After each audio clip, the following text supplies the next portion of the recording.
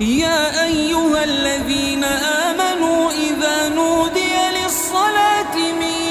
يوم الجمعة فاسعوا إلى ذكر الله وذروا البيع ذلكم خير لكم إن كنتم تعلمون